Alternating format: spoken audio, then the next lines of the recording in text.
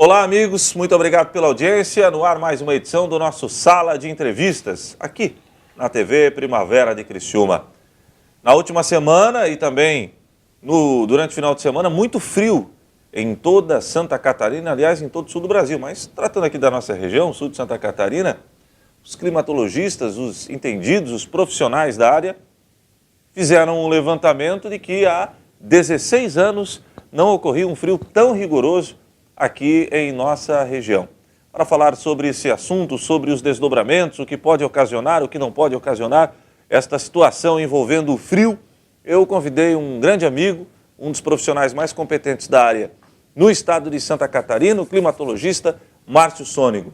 Eu sempre tive uma dúvida, é climatologista mesmo a nomenclatura correta do teu cargo lá na Epagre, ou Márcio? Obrigado por ter vindo aqui na TV Primavera. Bebel, obrigado também, boa noite ao telespectador.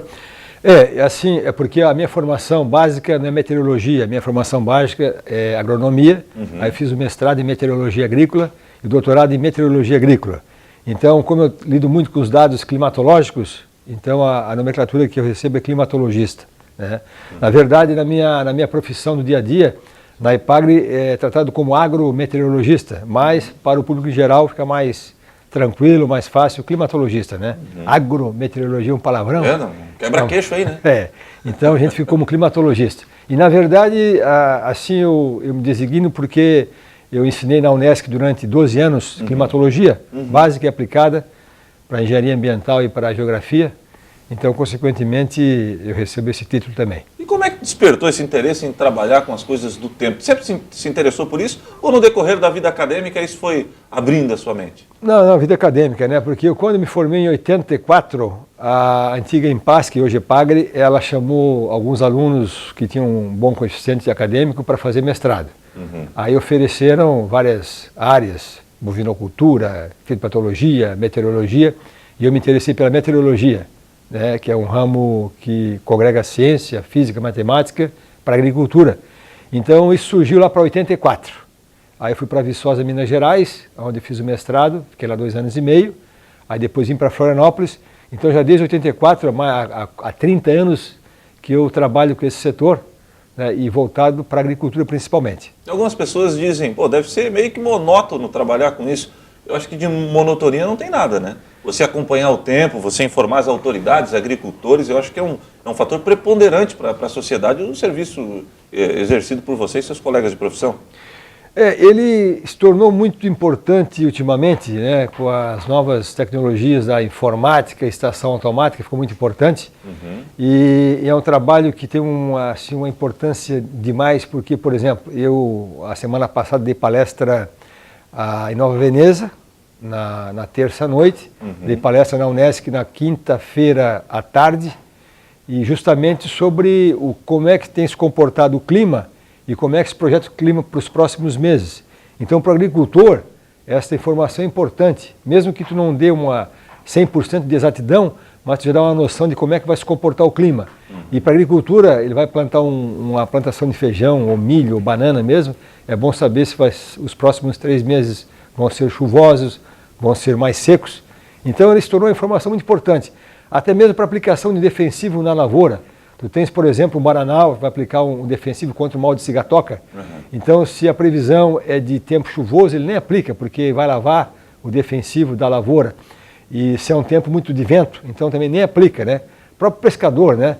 Ele acompanha a previsão do tempo, se vê que o mar vai ficar muito agitado, o prudente pescador não vai entrar no mar com o mar agitado. Né? Exatamente, Então tornou-se muito importante a previsão do tempo, tanto para a agricultura quanto para o meio urbano, até para escolares, agora essa onda de frio da semana passada, por exemplo, de tanto a gente insistir, de tanto o nosso setor insistir que ia esfriar bastante, a Defesa Civil lançou uma campanha gigantesca, né, de proteção às pessoas de idade, ao pessoal de rua, ao pessoal carente, e deu certo, que o frio veio como era o previsto, então puderam se precaver com o frio. Qual é o momento que você, como um climatologista, acaba se preocupando, vamos dizer assim, com a região? Você pega o seu telefone, liga, vamos pegar aqui o exemplo, para o prefeito da cidade e fala, prefeito, a coisa está feia, enfim. Porque é preciso ter muita prudência também para não gerar um alarme falso. Mas existem momentos na sua profissão que você precisa tomar esse tipo de decisão, ligar para uma autoridade, alertar, sem que o alarde seja feito na população, Sônia? Isso é importante, né? Um dos fatores primordiais é não emitir aviso falso, né? Para não ficar o aviso muito comum. Que nem aquela história do Pedro e Lobo, né? De tanto avisar que vinha lobo, era mentira, no final o povo não acreditou. Exatamente. E assim também a meteorologia, tem uma prudência muito grande, né? Mas aqui para Criciúma e região, os fatos que mais preocupam são os ciclones em alto mar, que causam chuva por 2, 3 dias, aquelas precipitações de um mês em apenas 2 horas. Isso é um aviso que pode dar com antecedência, né? Ou uma frente fria chegando com temporais. Então, mas o que mais preocupa realmente é esses ciclones que vão causar muita chuva. A gente sabe que vai encher o Sangão, vai encher a quarta linha, vai encher a área central. São os pontos críticos. Aí normalmente a gente se comunica com a Ângela Mello, né, que é a pessoa dirigida o pessoal da Defesa Civil. Então, nem o prefeito às vezes ele me telefona, mas normalmente a informação vai para a Ângela Mello. Daí já trata direto com o pessoal da Defesa Civil. Exatamente. E como é que fica o relacionamento com outros profissionais aqui da região? Uma vez me falaram que você não se dava com o Ronaldo Coutinho. Eu perguntei para o Ronaldo Coutinho, imagina, que isso? O Márcio, a gente tem um bom relacionamento, enfim. Vocês têm uma certa rivalidade ou há uma troca de informações? Não pode ter, né? Não pode ter. Você se dá bem com o Ronaldo Coutinho? Imagina, ele começou conosco lá em 87 na antiga Empasc. Ele, quando estudante, já tinha uma bolsa de estudo junto à antiga Empasc. Então, eu, Homero e o Coutinho éramos muito amigos. Homero Emus? Sim, exatamente, Homero Emus. Então a gente tem um convívio fraternal, né? Amigos realmente. Então não existe, são trabalhos complementares, né? Porque assim, a IPAGRE, como é um órgão estadual, ele é um órgão governamental, então ele é um órgão responsável oficialmente pelo tempo, pela previsão, por fornecer informações, por manter as estações. Então o Ronaldo Coutinho, por exemplo, ele usa os dados que a IPAGRE gera, que são dados públicos, né? E então a função nossa, ela se complementa. Não há nenhuma rivalidade, é só uma complementação. Entendi. Bom, vamos ao que interessa. Semana passada, uma onda de frio e a previsão é que esse frio ele se prolongue por mais alguns dias, só que agora com um pouco não tão rigoroso assim. O que aconteceu para essa temperatura ter despencado tanto e oficialmente a gente ainda não está no inverno, né? O que aconteceu? Aconteceu que até o mês de abril, lembra que foi bem quente, né? Lembro. Abril chegou a 36, 37 graus, aí no finalzinho do mês entrou uma massa de ar polar, conseguiu corromper o bloqueio, havia um paredão de ar entre o Brasil e o Uruguai. Não sei se tu lembra também que em abril deu enchente no Uruguai, ficou chovendo lá por 4, 5 dias. Aí uma massa de ar polar muito forte rompeu esse bloqueio e o frio chegou aqui no final de abril, começo de maio. E de lá para cá, uma sucessão de frentes frias. Mas o que explica esse frio, Bebel, é justamente que modificou o padrão atmosférico mundial. Até o mês de maio, até o começo de maio, era o El Niño que estava predominando no Oceano Pacífico. Nós tínhamos o Oceano Pacífico quente, aí vinha muita umidade do Oceano Pacífico para a América do Sul e causava chuvas no sul do país, e também Uruguai e Argentina. A partir de maio mudou o padrão, o Oceano Pacífico ele esfriou lentamente, aí nós chamamos de laninha. E normalmente com laninha a gente tem invernos frios e invernos secos. Então toda vez que o pessoal escuta que vai dar um laninha, associe sempre a falta de chuva e ao frio intenso. Então é isso que está acontecendo. Mudou a circulação atmosférica a nível mundial, e isso permite que as frentes frias cheguem com mais facilidade ao sul e ao sudeste. É essa a questão. Então o bloqueio foi rompido, com laninha então a gente normalmente tem inverno frio e seco e primavera seca. Primavera seca, ela também representa noites mais frias. Então é muito provável que esse ano a gente tenha um friozinho se estendendo até o mês de setembro.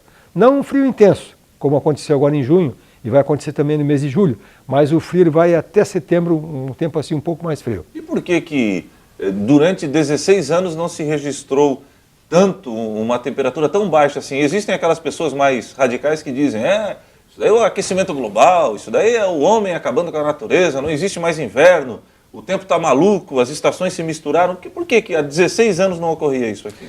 Tem duas respostas. Primeira resposta, em 2000 foi uma laninha muito forte também. Em 97 foi o El Niño mais forte de toda a história, em 97. 97, já vai para 10 anos. Não, já vai 20 anos. Para 20 anos. Isso. Para 20 anos. Exato. Depois de 3 anos, veio uma laninha forte. E em geral, El Niño, Oceano Pacífico quente, e ele em seguida ele esfria rapidamente. Então, em sequência, aquele El Niño deu uma laninha forte, que foi as geadas fortes de 2000. Foram 12 a 14 geadas aqui na região no ano 2000, temperatura 2,5 graus abaixo de zero aqui em Criciúma e Uruçanga. Ano passado, 2015, é um ninho forte. Aí sucedeu a ele esse 2016 com laninha forte. Então é por isso. Tá? Então desde o ano 2000 não tinha um evento do laninha tão forte assim e por isso que o frio chegou assim tão forte. Quanto a dizer que o aquecimento ou resfriamento tem antagonismo, tem uma diferença entre um e outro, na verdade o nosso clima, a nossa estação da Ipagre Uruçanga, ela tem acusado um aquecimento. O aquecimento? Aquecimento. Desde 1924 a gente tem termômetro marcando a temperatura em Uruçanga e ela aumentou 0,8 grau em 93 anos.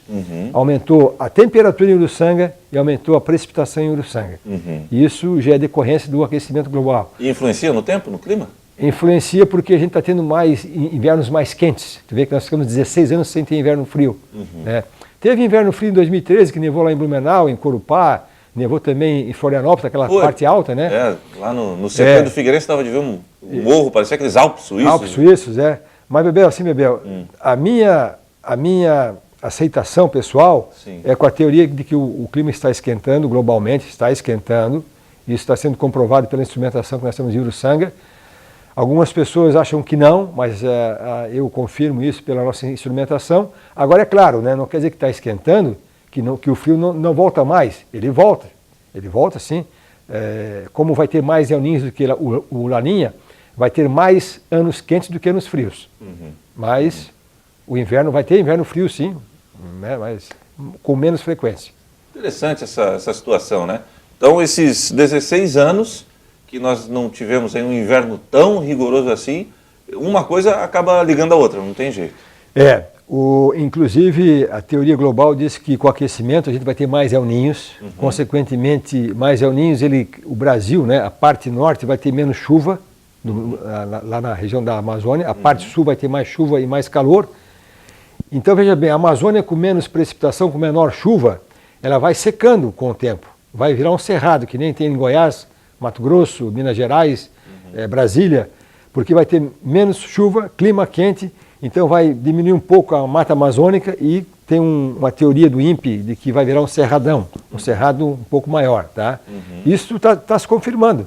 Então se acontecer realmente de que os El Niños vão ser mais frequentes, mais seca na Amazônia, a gente vai ter menos mata na Amazônia nos próximos 100 anos, quem sabe, né? Isso assim, a teoria fala que até 2020, daqui a 3 anos, 4 anos, a temperatura na região sul ia aumentar 1 grau. Já aumentou 0,8. Está quase lá. Está quase lá. Até 2100 aumentaria 2 graus. Então falta mais 1 grau e 2 décimos. E isso vai acontecer. Tá? Impressionante. Aí é o seguinte, Bebel, aí com a temperatura mais alta, acontece que nem o mês de abril esse ano, um mês quente, nós tivemos que gastar mais energia com o nosso split em casa. Acontece que nem ano passado, em agosto, que foi um agosto 4 graus maior do que a média histórica. Foi atípico, né? 2015, um ano sem inverno. Isso vai ser mais frequente agora. Legal. Interessante. Mas eu vou explorar mais o Márcio, porque eu preciso fazer um intervalo comercial e daqui a pouco a gente fala sobre os problemas que podem gerar esse frio excessivo e quais as precauções que deverão ser tomadas, principalmente para você que trabalha na agricultura. Daqui a pouquinho nós retornaremos com Sala de Entrevistas.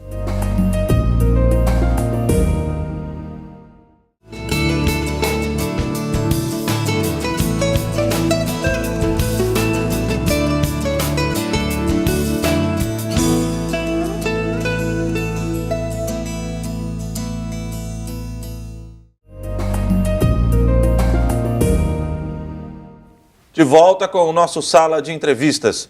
Ô Sônico, e esse frio acaba prejudicando mesmo o pessoal que trabalha na agricultura, com plantio de frutas? Existe essa preocupação? A Epagre orienta esses profissionais, esses agricultores?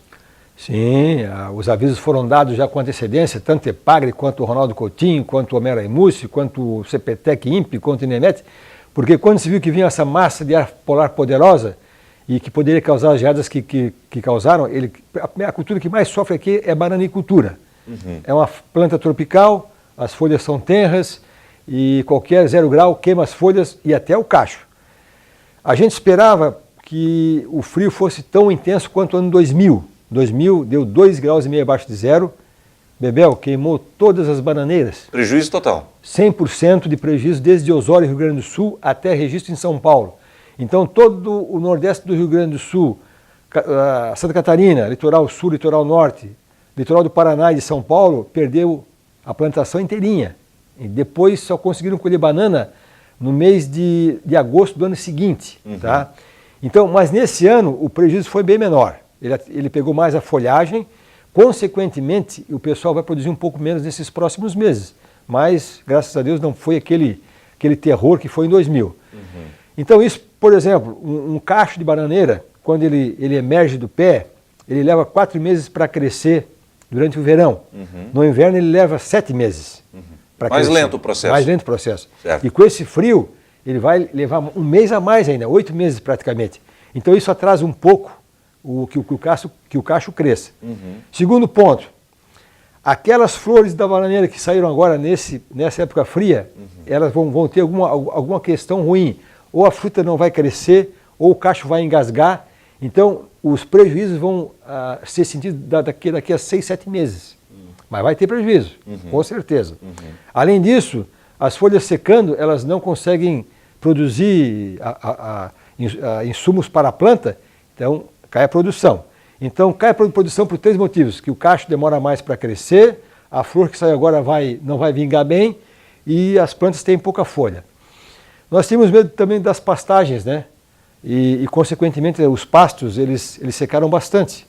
E, consequentemente, o pessoal vai ter que usar mais silagem esse ano, vai ter que usar mais a pastagem de inverno, que é o azevém e aveia, e alguns compram até cana. Então, o gasto para manter o gado no campo, o gado de leite ou de corte, é maior também.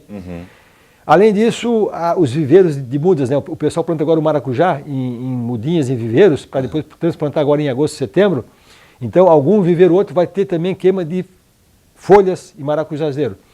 Mas assim, então alguns danos a gente vai sentir só daqui a algum tempo. Alguns meses. Exato. Deixa eu te fazer uma pergunta, Sônico. Com relação às bananas, existe algo que pode ser feito para salvar essa safra ou não tem jeito? Por mais que o produtor proteja, ela vai dar prejuízo, o inverno acaba prejudicando o fruto? Nós tentamos em 2000, como ia dar um inverno muito forte, usar uma fumaça, não é o pneu queimado, é uma mistura de serragem, pó de serra, com óleo queimado e com um outro tipo uma pólvorazinha e mais água. Então tu faz uma serragem úmida, você bota fogo quando a temperatura chega a 2 graus positivo, que isso dá meia-noite ou uma hora, e a fumaça ela sobe, ela cobre o bananal.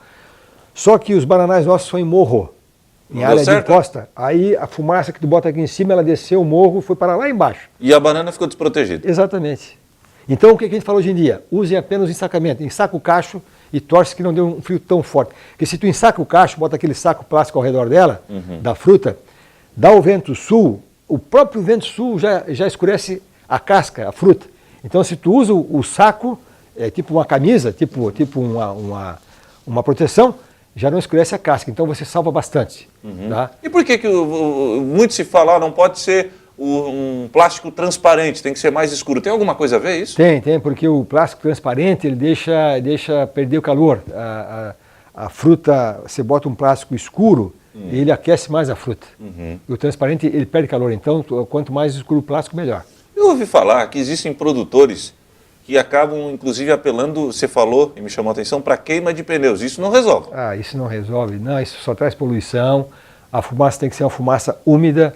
Além disso, o pneu ele queima muito rapidamente, muito fortemente. O calor ele vai furar uma tal de inversão térmica. Na atmosfera tem um gás invisível, que é a inversão térmica. É tipo um plástico invisível. Certo. É natural. É uma película. Uma película de ar pesado. E se tu faz uma fumaça bem lentamente, a fumaça ela vai até a inversão térmica e para. Por isso que tu vê, por exemplo, quando é inverno, tem um banhado, tem um nevoeiro, ele vai só até uma alturazinha, não vai? Depois ele fica bem retinho. Isso. Porque ali tem até um ar mais grosso um pouquinho, a inversão térmica, e não deixa esse vapor subir. Se tu queima o pneu queima tão rapidamente que ele fura aquela película. Então a fumaça vai lá para o alto. Né? Vai embora. Vai embora. E, além disso, é poluição. A serragem feita com água e com óleo, ela queima lentamente, ela vai até essa inversão térmica e para.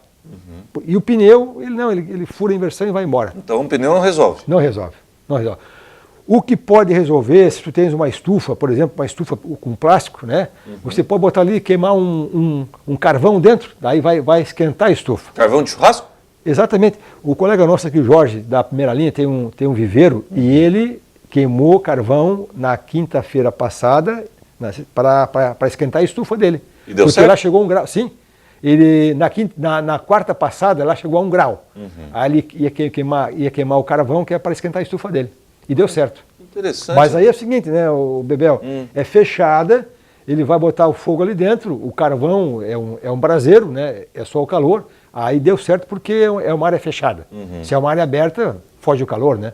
Bom, a gente estava falando aí do pessoal da bananicultura, da banana, criação de banana. Esse pessoal que acaba cultivando hortaliças, também sofre com esse tipo de situação ou já é um processo diferente? Sim, sofre também. Aquela alface americana, tem uma cultivar que é para verão, uma para inverno. Uma queima, a outra não. Né?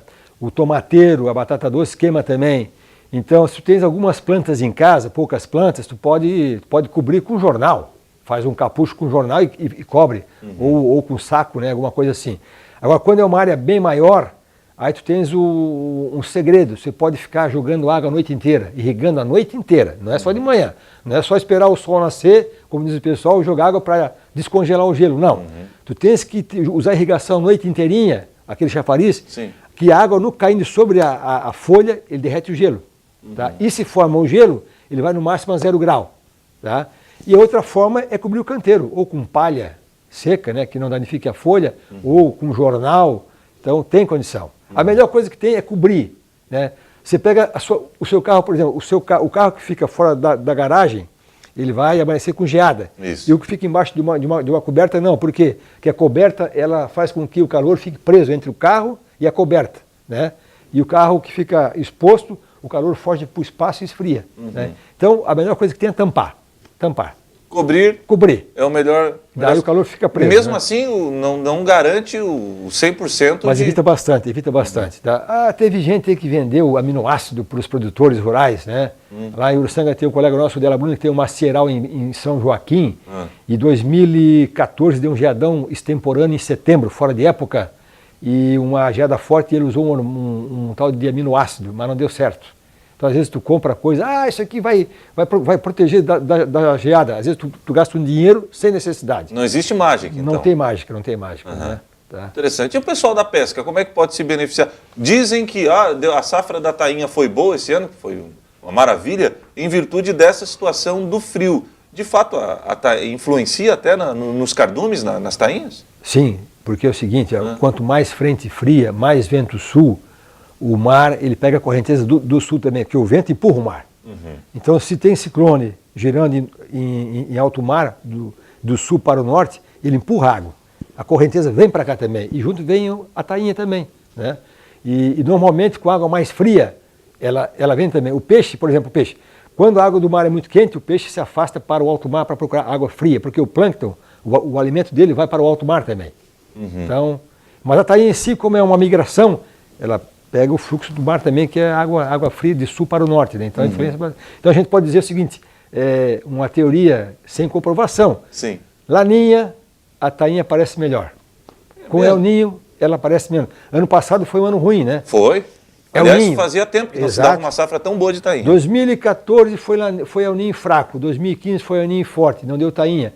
E 2016 foi o Laninha. Então, digamos que é um indicador para o pescador. É mais uma evidência. Olha que legal isso daí. Como é que pode... Tudo está ligado ao tempo, né, Wilson? Exatamente. Tu pega a Bíblia, né? Pega já lá o tempo do nosso Noé, né? Já previu que dá aquela temperatura. Deus, vai muita chuva, vai dar o dilúvio, né? Dilúvio. Eu acho, eu pessoalmente, tá? Eu acho que o José, por exemplo, né? Que disse pro faraó que ia dar um tempo de seca, né? É o José no Egito, né? Eu acho que eram pessoas já que tinham esse dom. Né? Sei lá, tinham uma certa forma de astronomia e tal, ou meteorologia, e tinham. Né? Olha que interessante. Tinha um dom divino, né? Você tocou no José, ele era um hebreu escravo, que foi levado para o Egito e acabou virando governador do Egito, justamente porque o rei teve um sonho e ele, isso daí é o seguinte, as vacas gordas significam a bonança, mas as vacas magras, vai dar um secão aí, não vai produzir mais nada, e aí o Egito passou um tempo danado mesmo. São pessoas que o tempo já desde dos primórdios, né, ele vai influenciando na vida do ser humano. E o povo judeu é um povo muito estudioso, né? Tu pega os cientistas maiores que tem eram judeus, né? Então é um povo muito é dedicado ao estudo, é cientista mesmo, né? Então, segundo a climatologia, isso aqui é teoria, né? Certo. A migração do Vale do Ur para a parte onde estão os judeus, lá por 4 mil antes de Cristo, foi em função de que deu um El Niño muito forte por vários anos. Isso a climatologia traz como teoria. El Niño muito forte por 4 anos, secou muito aquela região do Vale do Ur, e foi Arão que teve que migrar com o povo para... Exatamente. Então a climatologia influencia bastante, né? Muito, né? Coisa impressionante. A migração para o Brasil, 1880, desses nossos imigrantes italianos, alemães e assim por diante, a Europa passava por uma fase muito fria, uma pequena era do gelo. Então, as culturas de trigo e cevada não cresciam bem, a fome se espalhou pela Europa inteirinha.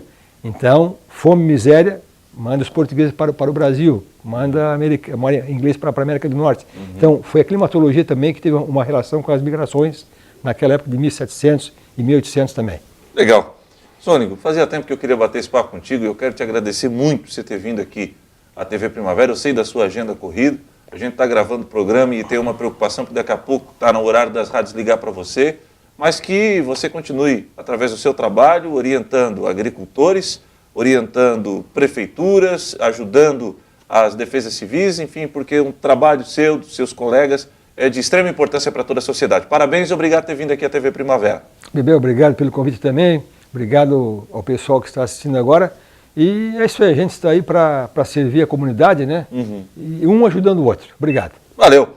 Sala de entrevista com o Sônico será reprisado na próxima quinta-feira, 8h30 da noite. Para você que sintoniza a TV Primavera, uma boa noite, Deus abençoe a todos e até uma próxima oportunidade. Tchau.